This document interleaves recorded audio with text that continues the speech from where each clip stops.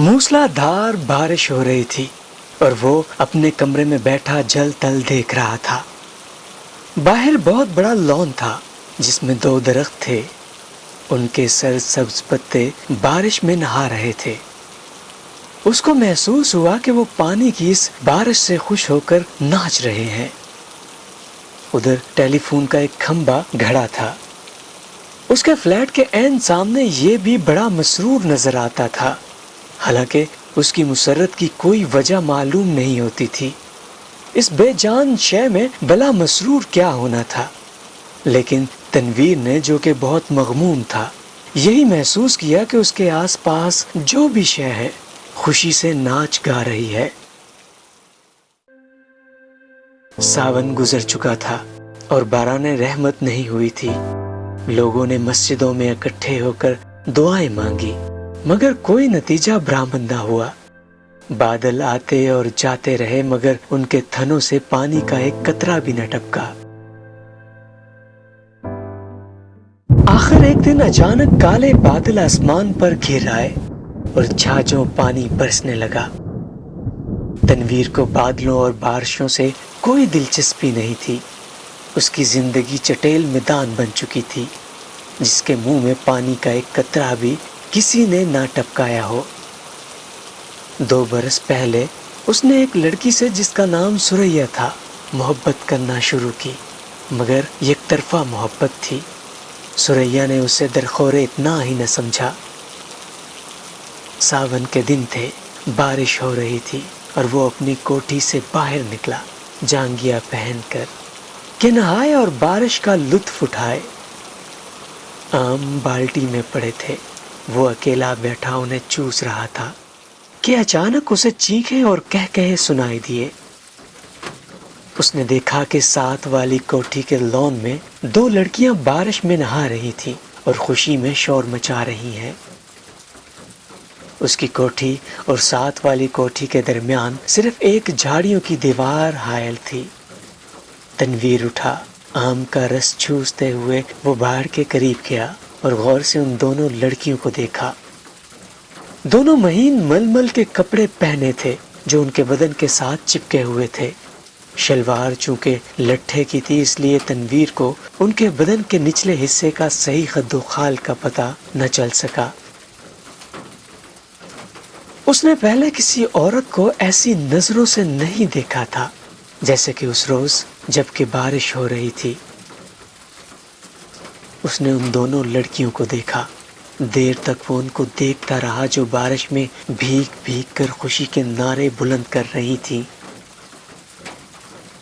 तनवीर ने उनको पहले कभी नहीं देखा था, इसलिए कि वो तबन कुछ इस किस्म का लड़का था कि वो किसी लड़की को बुरी नजर से देखना गुनाह समझता था। मगर उसने उस रोज बड़ी ललचाई नजरों से उनको देखा ही नहीं, बल्कि उनके गीले बदन में अंगारा बनकर बरमे की तरह छेद करता रहा। तनवीर की उम्र इस वक्त 20 बरस के करीब होगी। न तजुर्बाकार था।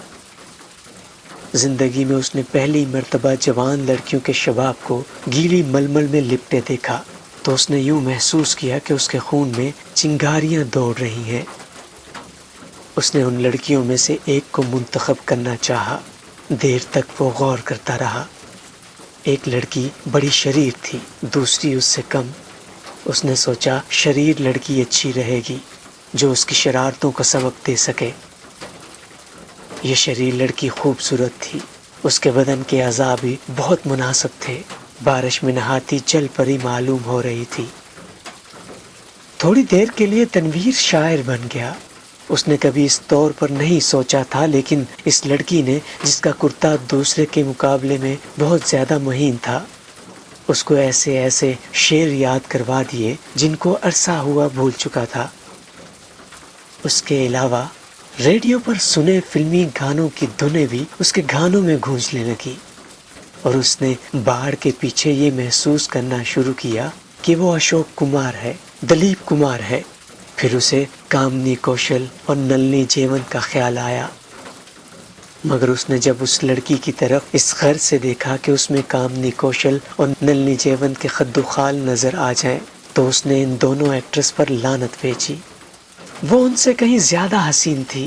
اس کے ململ کے کرتے میں جو شباب تھا، اس کا مقابلہ اس نے سوچا کوئی بھی نہیں کر سکتا۔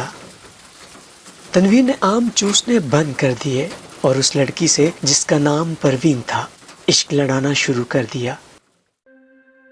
شروع میں اسے بڑی مشکلات پیش آئیں، اس لیے کہ اس لڑکی تک رسائی تنویر کو آسان نہیں معلوم ہوتی تھی۔ پھر اسے اپنے والدین کا بھی ڈر تھا۔ اس کے علاوہ اسے یہ بھی یقین تھا کہ اس سے ملاقات ہوگی یا نہیں۔ بہت دیر تک وہ انہی الجھنوں میں گرفتار رہا۔ جھاڑیوں کی پست قد جھاڑ کے پاس جاتا مگر وہ نظر نہ آتی۔ گھنٹوں وہاں کھڑا رہتا اور وہ بارش والا منظر جو اس نے دیکھا تھا آنکھیں بند کر کے ذہن میں دہراتا رہتا۔ بہت دنوں کے بعد آخر اس کو ایک روز اس سے ملاقات کا موقع مل گیا۔ وہ اپنے باپ کی کار میں گھر کے کسی کام کی غرض سے جا رہا تھا کہ پروین سے اس کی مٹبھیڑ ہو گئی۔ وہ کار اسٹارٹ کر چکا تھا کہ ساتھ والی کوٹھی میں سے تنویر کے خوابوں کی شہزادی نکلی۔ اس نے ہاتھ سے اشارہ کیا کہ وہ موٹر روک لے۔ تنویر گھبرا گیا۔ ہر عاشق ایسے موقع پر گھبرا ہی جایا کرتا ہے۔ اس نے موٹر کچھ ایسے بھینڈے انداز میں روکی کہ اس کو زبردست دھچکا لگا۔ اس کا سر زور سے اسٹرنگ وہیل کے ساتھ ٹکرایا، مگر اس وقت وہ شراب کے نشے سے زیادہ مخمور تھا۔ اس کو اس کی محبوبہ نے خود مخاطب کیا تھا۔ پروین کے ہونٹوں پر گہرے سرخ رنگ کی لپسٹک تھپی ہوئی تھی۔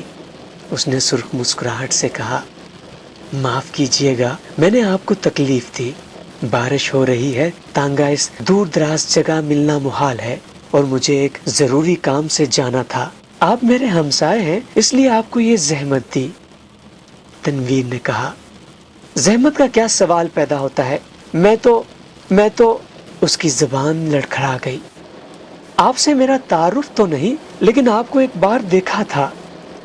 پروین اپنی سرخ مسکراہٹوں کے ساتھ کار میں بیٹھ گئی اور تنویر سے پوچھا، آپ نے مجھے کب دیکھا تھا؟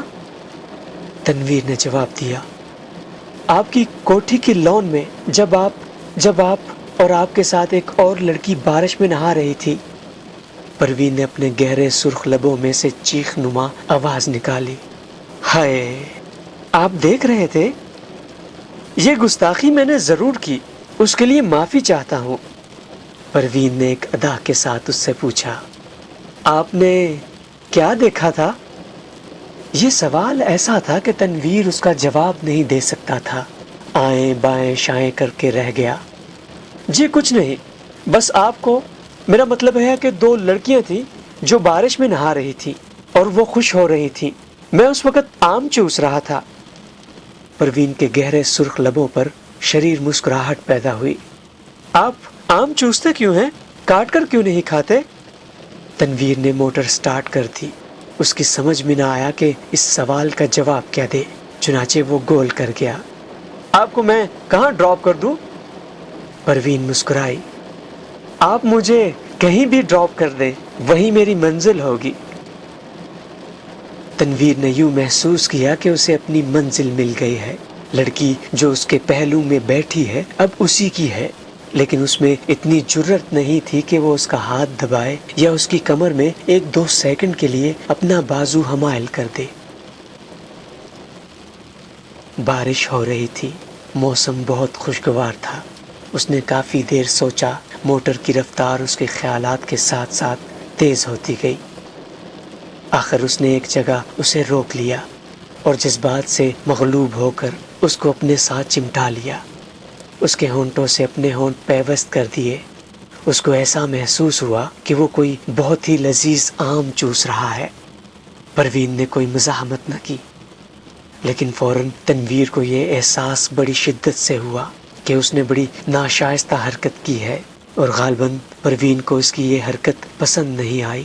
چنانچہ ایک دم سنجیدہ ہو کر اس نے کہا، آپ کو کہاں جانا؟ پروین کے چہرے پر یوں خفگی کے کوئی آثار نہیں تھے، لیکن تنویر یوں محسوس کر رہا تھا جیسے وہ اس کے خون کی پیاسی ہے۔ پروین نے اسے بتا دیا کہ اسے کہاں جانا ہے۔ جب وہ اس جگہ پہنچا تو اسے معلوم ہوا کہ وہ رنڈیوں کا چگلا ہے۔ جب اس نے پروین کو موٹر سے اتارا تو اس کے ہونٹوں پر گہرے لال رنگ کی مسکراہٹ بکھر رہی تھی۔ اس نے کولہے مٹکا کر ٹھیک کسبیوں کے انداز میں اس سے کہا، شام کو میں یہاں ہوتی ہوں، آپ کبھی ضرور تشریف لائیے۔ تنویر جب بون چکا ہو کر اپنی موٹر کی طرف بڑھا تو اسے ایسا لگا کہ وہ بھی ایک کسبی عورت ہے جسے وہ ہر روز چلاتا ہے۔ اس کی لال بتی لپسٹک ہے جو پروین کے ہونٹوں پر تھپی ہوئی تھی۔ وہ واپس اپنی کوٹھی چلا آیا۔ بارش ہو رہی تھی اور تنویر بے حد مغموم تھا۔ اس کو ایسا محسوس ہوا کہ اس کے آنکھوں کے آنسو بارش کے قطرے بن کر ٹپک رہے ہیں۔